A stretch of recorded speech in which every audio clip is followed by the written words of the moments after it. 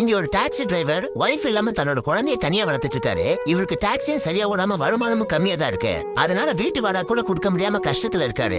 இப்படி பல மாசமா வாடகை கொடுக்காம 1,00,000 ரூபாய் பாக்கி இருக்கு. சோ வீட்டு ஓனர் இன்னும் கொஞ்ச நாள் வாடகை பணத்தை கொடுக்கலைன்னா வீட்டை காலி பண்ணுன்னு சொல்றாங்க. அப்படி இருக்க ஒரு நாள் இவர் ஹோட்டல்ல சாப்பிட்டு இருக்காரு. அப்ப பக்கத்து டேபிள்ல 2 டாக்ஸி டிரைவருங்க அடுத்து ஒரு ஃபாரினரை பக்கத்து சிட்டிக்கு கூட்டிட்டு போனா 1,00,000 ரூபாய் கிடைக்குன்னு பேசிட்டு இருக்காங்க. அதை கேட்டது இவருக்கு 1,00,000 ரூபாய் பணம் தேவைங்கிறதுனால அவங்க சாப்பிட்டு முடிக்கிறதுக்குள்ள இவரு போய் அந்த கஸ்டமரை பிக்கப் பண்ணிட்டு போயிறாரு.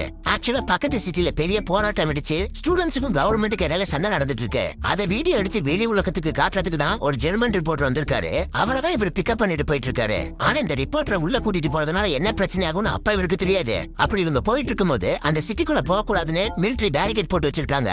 எவ்வளவு பேசி உள்ள விட மாட்டேங்கிறாங்க. உடனே இவருக்கு எப்படியாவது காசு வேணுங்கிறதுக்காக குறுக்கு பாதையில பூந்தாவது உள்ள போயலான்னு பாக்குறாரு. ஆனா அங்கேயுமே மிலிட்டரி நின்றுட்டு இருக்கு.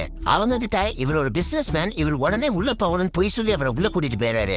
அங்க போய் பார்த்தாதான் தெரியுது இவர் நினைச்சதை விட நிலைமை ரொம்ப மோசமா இருக்கு. ஆர்மி போராட்டத்துல இருக்கிற எல்லாரையும் கூட்டத்துல கூட தயங்க மாட்டேங்கிறாங்க. அப்பதான் அந்த கூட்டத்துல இருந்த ஒருத்தர் இவங்களை சேஃபா கூட்டிட்டு போய் அவங்க வீட்டுல தங்க வச்சுக்கிறாரு. அவங்களுக்கு எப்படியாவது இங்க நடக்கிற விஷயம் வெளி உலகத்துக்கு தெரியணுங்கிறதுக்காக அந்த ஃபாரினருக்கு ரொம்ப சப்போர்ட்டா இருக்காங்க. இன்னொரு பக்கம் அந்த கவர்மெண்ட்டும் இப்படி ஒரு ஜெர்மன் ரிப்போர்ட் உள்ள வந்திருக்கான்னு கண்டுபிடிச்சிடறாங்க. சோ இங்க நடக்கிற விஷயம் வெளி உலகத்துக்கு தெரிஞ்சிடக்கூடாதுன்னு இவரை வலை போட்டு தேடிட்டு இருக்காங்க.